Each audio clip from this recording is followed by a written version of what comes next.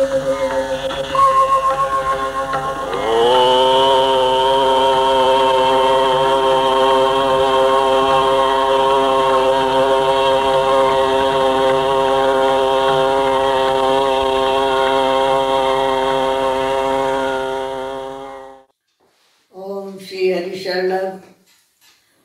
सेवा संघ के प्रवर्तक परम पूज्य श्री महाराज जी के चरणों में बारंबार नमन। सत्संग अनुरागी, भगवत अनुरागी, आत्मीय माताओं, बहनों, भाइयों, श्री महाराज जी ने हमें और आपको एक तरह सुगम और सरल साधन बताया कि जिसको हर भाई बहन अपने आप अपना सकता है। ऐसा मनोवैज्ञानिक दृष्टिकोण महाराज जी का रहा कि जहाँ है हम वहीं से अपने साधन का निर्माण करना है। उनका कहना था कि प्रत्येक भाई बहन को करने की, जानने की और मानने की शक्ति मिली है। अलग से कुछ करना नहीं है, इन्हीं शक्तियों को समाहित करना है अपने साधन में। तीनों ही शक्तियों के द्वारा हमारे साधन का निर्माण हो जाए। और वास्तव में साधन इन्हीं तीन विभागों में बटा हुआ है: विश्वास, विचार और कर्तव्य। करना, जानना और मानना। विश्वास किसमें होगा? सुने हुए प्रभु में विश्वास, जगत के नियंता में विश्वास। संसार में विश्वास करोगे धोखा खाओगे। इसलिए महाराज जी ने सजग किया, संसार में कर्तव्य करना है, विश्वास नहीं। तो इसलिए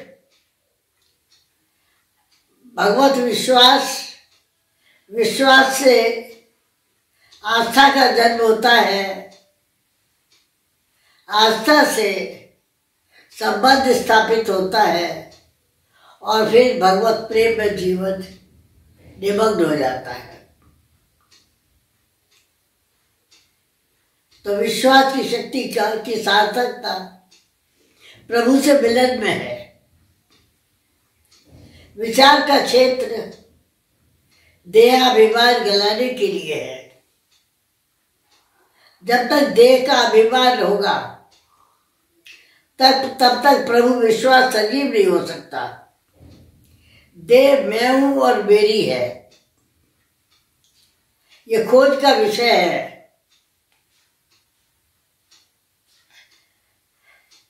देह त्रिकाल में भी मैं नहीं और मेरी नहीं है। यह हमें दाता की ओर से मिली है। किस लिए मिली है? कि इसके स्वरूप को जानकर हम संसार की वास्तविकता को जान लें। जब तक हम मैं को शरीर में स्थापित करेंगे तब तक संसार में निमग्न होना पड़ेगा, क्योंकि शरीर की उत्पत्ति, स्थिति और लय है, वही संसार है। संसार में ही ये उत्पन्न होता है, संसार में ही ये बढ़ता है, क्रमशः अवस्थाएं बदलती रहती है। प्राणों तक संसार का संबंध रहता है। जहां प्राण निकले संसार से संबंध टूटा। पर यहाँ भी बड़ी विशेष बात है, स्थूल शरीर का संबंध तो टूट जाता है, लेकिन जो मोह ममता रह जाती है संसार की, अर्थात सूक्ष्म शरीर में जो संबंध रहता है, वो शरीर त्यागने के बाद भी रहता है। क्यों? मोह के कारण हमें जहाँ जाना चाहिए था वह जा नहीं पाते, अटक जाते हैं। कई ऐसे उदाहरण देखने में मिले हैं। शरीर छूट गया। एक बार की घटना है, हमारे बहुत ही निकट के थे। पति पत्नी आगरा में रहते थे। पति का देहावसान हुआ। पति के प्रति उनकी बड़ी भारी आसक्ति थी। मरने के बाद भी पत्नी को कई बार चौंक लगती थी। ऐसा लगता था कि वे तो साथ में ही है। जो शरीर त्यागने के बाद के जो क्रियाकर्म होते हैं, पूरा परिवार इकट्ठा हो गया था। तो फोटो खिंचाने की बातचीत चली कि सारे संबंधी फोटो खिंचाएंगे। पूरा आयोजन हो गया, बुलाया गया। आप आश्चर्य करेंगे, वो पति भी वहां आया और सबने उसको देखा फोटो में। इतनी आसक्ति। इसीलिए ज्ञान के प्रभाव के द्वारा जब हम अपने स्वरूप पर विचार करते हैं, तब ये वृत्ति सुरजती है कि मैं त्रिकाल में शरीर नहीं हूं। शरीर से मेरा संबंध केवल संसार का व्यवहार निभाने के लिए है। शरीर से मेरा संबंध केवल कर्म फल भोग के लिए है, ताकि मैं जागरूक हो जाऊं, जिसका जो देना है दे दूं और लेना समाप्त कर दूं। कोई फल बनेगा नहीं। इसीलिए साधन की बात है। इसलिए साधन करो कि हमें ज्ञात हो जाए त्रिकाल में मैं शरीर नहीं हूं। जैसे एक सामर्थ्य मिलती है हर एक को, हर जीव को, हर प्राणी को, वो सामर्थ्य मुझे भी एक प्रकार से मिली है। बस उस सामर्थ्य के द्वारा दूसरों के काम आ जाऊं। इतनी सी बात है शरीर की। आप देखिए, ये भी कब तक शरीर की अवस्थाएं बदलती रहती है। बाल्यावस्था, किशोरावस्था, युवावस्था, वृद्धावस्था। क्रमशः किस लिए बदल रही है कि हमें ये ज्ञान रहे कि जो शक्ति युवावस्था में थी हमारे पास, वो आज वृद्धावस्था में नहीं है और एक दिन वृद्धावस्था आने वाली है।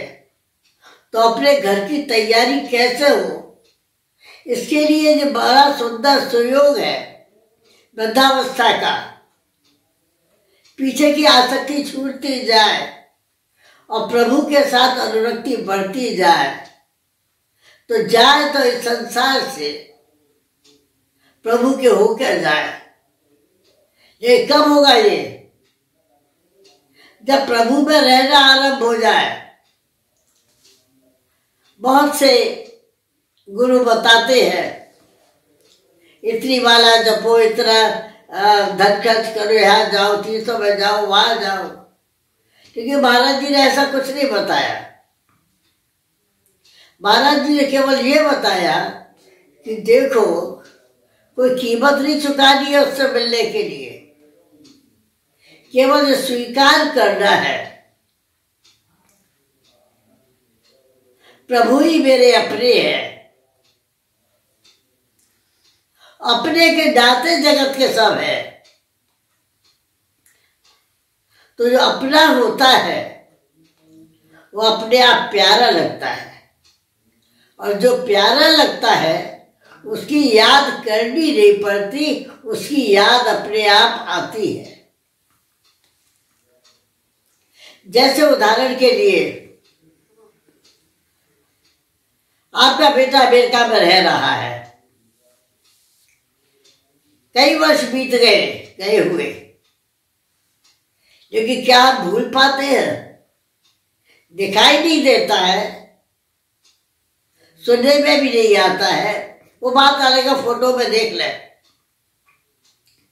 लेकिन स्पष्ट रूप से हम और वो उतने ही दूर रहते हैं, लेकिन 1 मिनट के लिए भी उसे भूल पाते हैं क्या?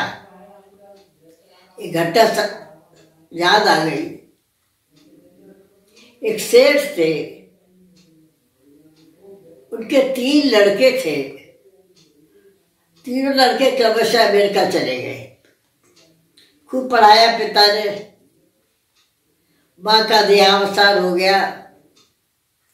बच्चों को खबर की, पिताजी हमें छुट्टी नहीं मिल रही, हम नहीं आ सकेंगे, और आप तो है ही। कुछ समय बाद पिता बीमार पड़े। कई कोठियां उनके हाथ में थी, गाड़ी थी। उनको ये चिंता सताने लगी, इन कोठियों को अब कौन देखेगा, गाड़ी को कौन संभालेगा। मेरी तो हालत ऐसी हो गई है। उनका एक सर्वेंट था जो उनकी पूरी सेवा करता था। इतने प्यार से सेवा करता था कि संबंधी भी नहीं कर सकते, पर उस तरफ उनका ध्यान नहीं रहता था। एक बेटे को फोन किया कि भाई मेरी अवस्था ऐसी है, कब प्राण छूट जाए मुझे पता नहीं है, तो तुम आके संपत्ति को देख लो, जैसे संभालना हो वो संभाल लो, जल्दी से आ जाओ। उसकी खबर आ गई, पिताजी मैं ऐसी स्थिति में नहीं हूं कि मैं आ सकूं, मेरी बाट मत देखिए, मैं नहीं आ पाऊंगा। दूसरे बेटे को खबर की, तीसरे बेटे को खबर की, और दोनों बेटों ने भी कुछ कुछ बात बता के और अपनी असमर्थता बता दी। फिर पिता ने कहा ऐसा करो भैया, एक एक करके आ जाओ कुछ कुछ दिन के लिए। लेकिन वो भी सफल नहीं हो सका उनका कार्यक्रम। नौकर बराबर सुनता रहता था, तो नौकर को बड़ी चिंता हुई, कहीं ये बेटों की आसक्ति में ही न चले जाए। तो पास में एक संत रहते थे, उन संत को वो बुला के लाया। तो कहा बाबूजी बाबूजी, बहुत ऊंचे संत आए हैं, आप अपने मन की बात इनसे कह दीजिए। तो अभी संत अंदर नहीं आए थे कमरे में, तो कहने लगा क्या कहूं। फिर भी ख्याल नहीं आया संत कि कम से कम भगवान की ही चर्चा सुन लूं। संत ने आके कहा भैया अब कितना समय तुम्हारे पास है, सब तरफ से अपनी दृष्टि हटाओ और प्रभु के चरणों में अपने आप को सौंप दो। कि महाराज आप कहते हैं प्रभु के चरणों में सौंप दो, लेकिन संपत्ति का क्या होगा, ये गाड़ी खड़ी है दोनों, इनका क्या होगा, लड़के आ नहीं रहे हैं। आप बड़े दर्द की बात है, इस स्थिति में भी उस नौकर का ध्यान नहीं आया उनके मन में, जिस नौकर ने इतने वर्षों से सेवा की है, तो संपत्ति का कुछ भाग उस नौकर के नाम कर दूं। आखिर क्या काम आएगी संपत्ति, किसके काम आएगी, नहीं आया ध्यान। संत ने कहा कि एक बात बताओ, आगे की यात्रा में ना तो संपत्ति तुम्हारे साथ रहेगी, ना गाड़ी तुम्हारे साथ रहेगी, तब क्या करोगे? अरे और तो और, जो कफन उड़ाया जाएगा वो कपड़ा भी तुम्हारे साथ नहीं जाएगा। क्या सोच रहे हो? अब भी समय है तुम्हारे पास,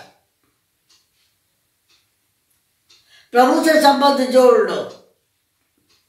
किससे जोड़ू? राम से जोड़ू कि कृष्ण से जोड़ू कि शंकर भगवान से जोड़ू? किससे जोड़ू? जिसमें तेरी निष्ठा हो उससे जोड़ ले, है तो वो एक ही। क्या बताऊं महाराज, मेरी निष्ठा तो मेरे बेटों में है कि भैया वो तो धोखा खाएगा तू, जो अब तक नहीं आए अब क्या आएंगे। ये जो तेरा नौकर सब सेवा कर रहा है, ठीक है, सेवा कर रहा है तो उसको उसका बेहतरा मिल जाता है, तब भी ख्याल नहीं गया।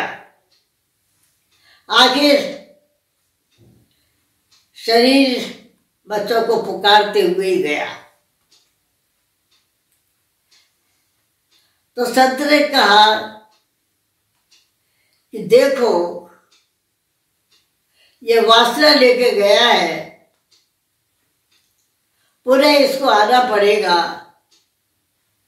बेटों के यहाँ आए या कैसे ही आए, आना तो पड़ेगा। तो कर्म फल भोग के लिए ये संसार है महाराज।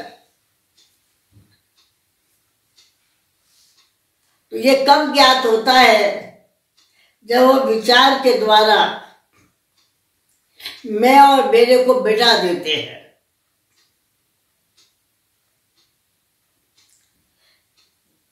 मेरा कुछ नहीं है और मुझे कुछ नहीं चाहिए। या तो सब कुछ संसार का है या सब कुछ परमात्मा का है। बताइए आपको अपने लिए क्या चाहिए और क्या मिलेगा? जो चाहिए उसको पुकारना नहीं पड़ेगा, वो अपने आप मिल जाएगा। तो विचार का प्रयोग देह अभिमान गलाने के लिए है। देह अभिमान गलते ही संसार से संबंध छूट जाता है। जब हम शरीर और संसार से असंग हो जाते हैं तो परमात्मा का संग प्राप्त होता है।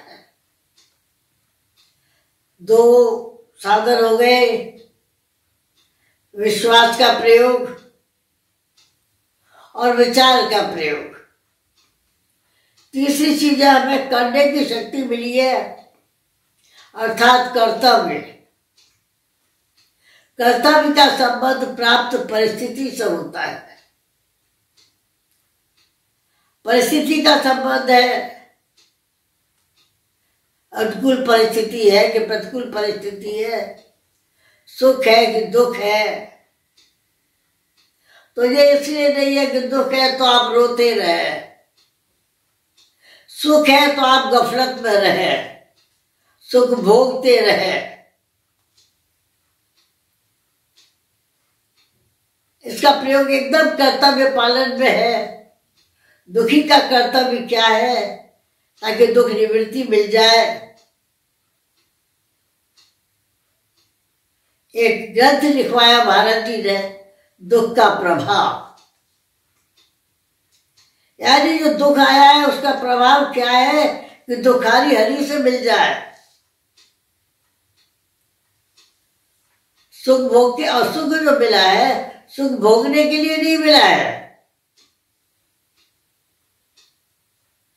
तो प्रार्थना ही महाराज जी ने लिखा दी, सुख दुख के बंधन से मुक्त हो, आपके पवित्र प्रेम का आस्वादन कर कृतकृत्य हो जाए। ये मानव जीवन, देखिए अन्य प्राणियों में भी सुख दुख दोनों होता है, वे सुखी भी रहते हैं और दुखी भी रहते हैं। मोह रहता है उनमें भी। आपने देखा होगा, बंदर का बच्चा मर गया हो, उस मरे हुए बच्चे को भी छाती से लिपटाए हुए वो एक जगह जगह घूमती रहती है। तो वो तो होता है, लेकिन मानव जीवन में ऐसी विशेषता है कि हम और आप चाहे तो ज्ञान के प्रकाश में मोह की निवृत्ति हो जाए,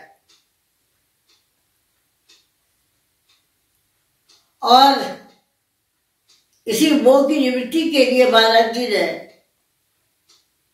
दुख में त्याग की शक्ति बताई।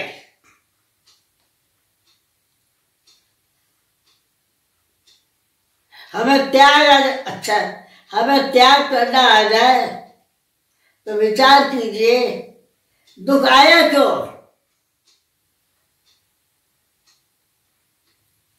हम जो चाहते से जो नहीं होता है तो दुख होता है।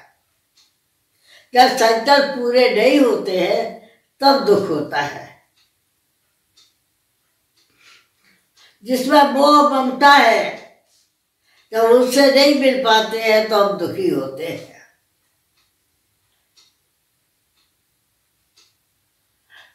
और अगर हम संकल्प का त्याग कर दें तो दुख हो। जैसे श्री महाराज जी ने जागृत में ही देखने की वासना का त्याग कर दिया। 6 घंटे सभी नींद में अंधे रहते हैं, तब कोई दुख नहीं होता। उसी वाक्य से प्रेरणा लेके अगर मैं जागृत में देखने की वासना का त्याग कर दूं तो मुझे दुख हो। अंतर यात्रा आरंभ हो गई और सदैव के लिए उन्होंने ऐसा पथ प्रदर्शन किया कि आंखों वाले क्या कर सकते थे। 4 बार उत्तराखंड के तीर्थों में पैदल यात्रा उन्होंने की। सोचिए, दिखाई देता नहीं है, साथ में कोई व्यक्ति नहीं है, बस एक लाठी और कमंडल है, और चले जा रहे हैं बद्रीनाथ, केदारनाथ, गंगोत्री, यमुनोत्री। सोच के देखिए कौन था उनके साथ में। वो जो उनका अपना था वो उनके साथ में था।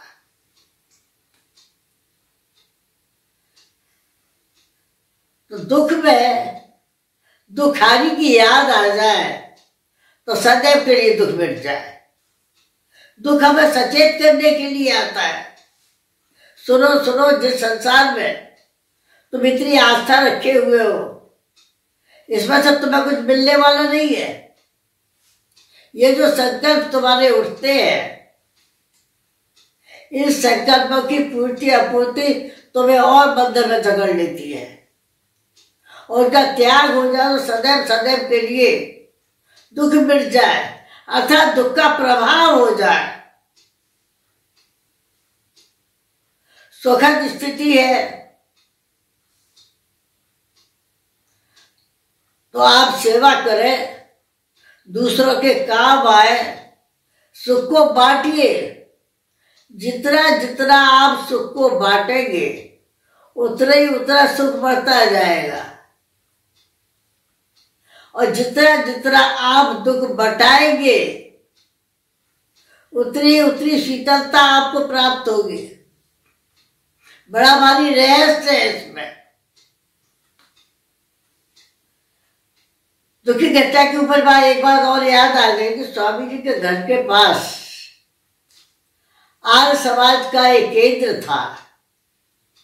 महाराज जी प्रतिदिन सुनने जाते थे।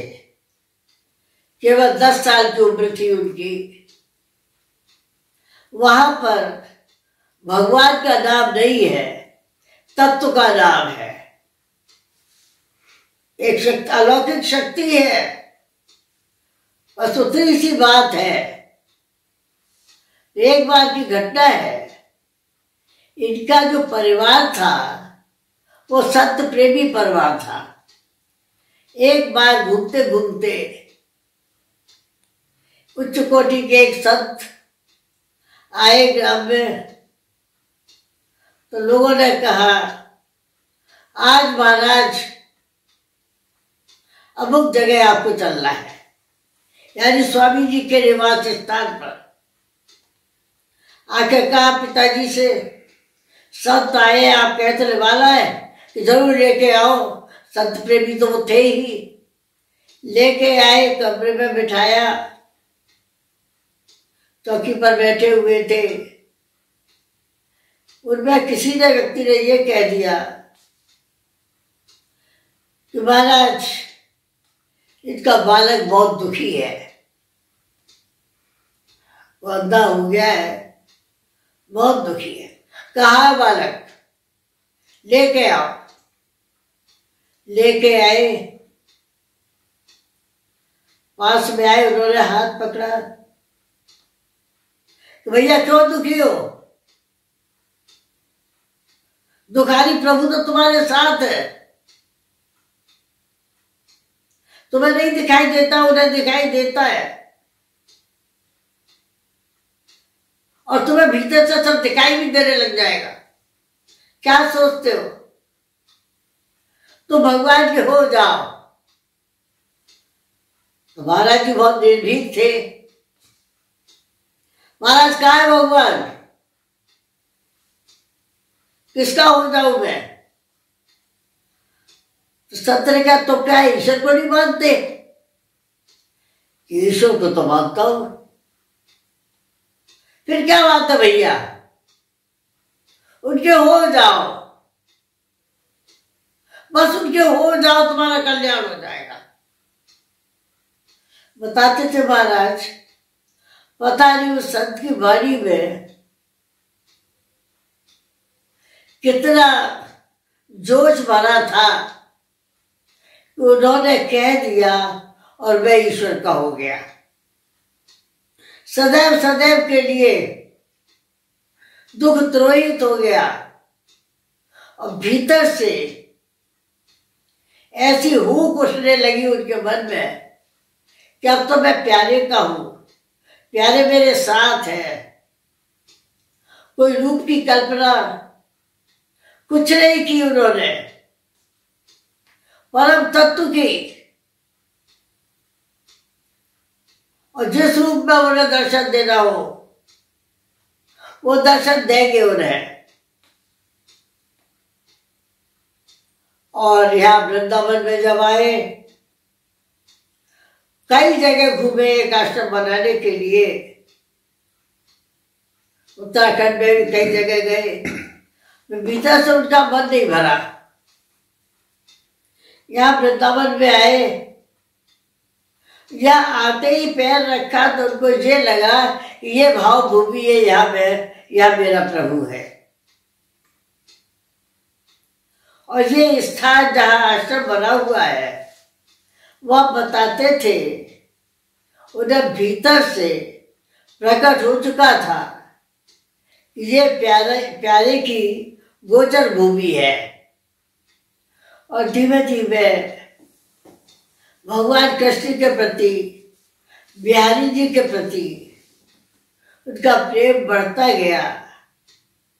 अंत में 25 दिसंबर 1974 बताते थे गोसाई जी, सुबह 4 बजे महाराज जी मंदिर पहुंच गए।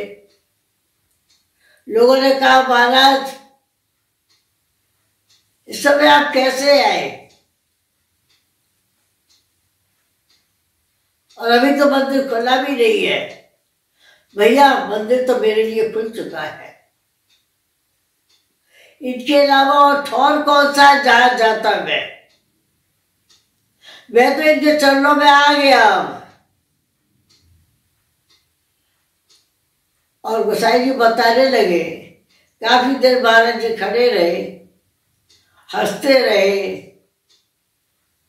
और फिर उसके बाद चलते रहे, चले आए। ठीक 8 बजे वो बैठकर ओम के उच्चारण के द्वारा उनकी लीला का स्मरण हुआ। अलौकिक लीला समाप्त हुई। मानव सेवा संघ का जन्म भी 1952 में द्वारकाधीश जी के मंदिर में ठीक 8 बजे प्रारंभ हुआ था और उन्हीं के श्री चरणों में उन्होंने अपने को समाहित कर दिया और ये कह के सुनाया, मैं विभू हो जाऊंगा, मैं देखता रहूंगा तुम लोग क्या करते हो, मैं विभू हो जाऊंगा और मैं आज अपने प्यारे प्यारे साधकों को आपको सौंपता हूँ, आपको सौंपता हूँ, आपको सौंपता हूँ। बस इन शब्दों के साथ लीला स्मरण हो गई उनकी। कहने का मेरा तात्पर्य ये है कि कोई क्रियाकलाप करना हो सो भी जरूरी नहीं है, बस केवल प्रभु से अपनापन स्थापित हो जाए और कुछ नहीं चाहिए। तो सोचिए दुख का प्रभाव हमें कहाँ ले जाता है और कोई उपाय नहीं है दुख मिटाने का। सुखद परिस्थिति है तो सुख को बांटो भाई, उसमें आसक्ति न रह जाए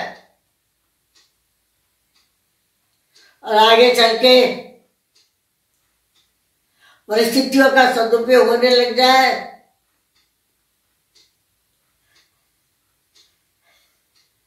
इसके लिए